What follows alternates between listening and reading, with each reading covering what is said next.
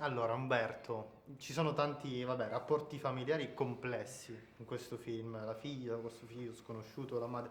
Però io ti volevo chiedere se c'è uno di questi legami che per te è stato più difficile raccontare, sia in scrittura che in regia. Certo, certo. Hai presente tu, sei mai stato su una barca a vela? Come mai una barca a vela riesce a stare a galla e a veleggiare anche contro vento? Qual è la parte di una barca a vela che permette di veleggiare contro vento e non di rovesciarsi? Non lo sai. No, perché non amo il mare. Si chiama per paradosso, fa parte per paradosso dell'opera viva, che teoricamente dovrebbe essere la parte di una barca che si vede. Invece l'opera viva è ciò che sta sotto e ciò che permette a una barca a vela di non scuffiare è la chiglia, o detta anche pinna, cioè la parte che sta sotto e che bilancia la forza del vento che spinge sulle vele, portandola così, ma siccome c'è la chiglia sotto, bilancia. E ogni film ha una chiglia. La chiglia di questo film è il rapporto con la mia figlia. Perfetto, diciamo, più di così non...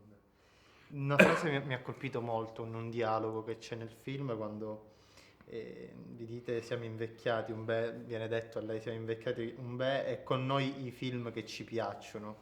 O forse volevo chiederle io, sono i film degli ultimi 15 anni che non sono un granché.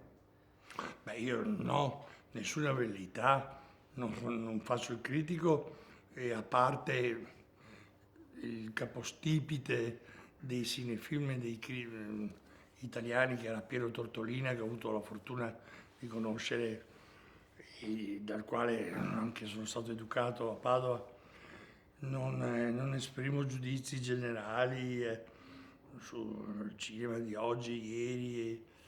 Posso dire che l'ultimo film che ho visto e che ha Laura, come la intendo io, è il film di Thomas Paul Anderson che si chiama Licorice Pizza. Quello è l'ultimo film che ho detto, questo è un film che fa parte del treno dei film che mi hanno accompagnato durante la vita. Perché, se posso chiederle? Cosa? Perché dico le è piaciuto? Perché è un film che è, sebbene utilizzi personaggi, luoghi visti in molti film, ha quel dono inafferrabile che hanno solo i grandi artisti di toccare l'anima e portarti via dalle cose che hai già visto e non sai perché. Quindi la risposta è non so perché quel film mi ha portato via. In chiusura le chiedo quanto è importante a questo punto per lei raccontare il lato fragile e vulnerabile dell'artista e poi se c'è sempre un lato vulnerabile e fragile nell'artista o ormai è diventata un'etichetta. Non ho mai raccontato nella mia vita un artista, a parte che io il personaggio di questo film non è un No, no, no, no. artista, quindi per amor di Dio, ho sempre raccontato persone rotte, non fragili. Ho Che cercato di contribuire a raccontare persone grandi e rotte dentro. Ho sempre cercato di raccontare un ossimoro, cioè personaggi con una grande dimensione umana che corrisponde al grado di rottura interiore che hanno.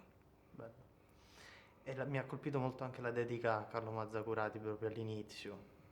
Perché ha scelto di, cioè, voler raccontarci anche cosa rappresentava per lei? Perché poi noi avevo parlato personalmente con altri suoi amici a Venezia durante l'ultima edizione e quindi volevo un suo pensiero anche. Mi rifai la domanda? Cosa rappresentava per lei Carlo Mazzacurati? Tutto, Grazie mille. niente.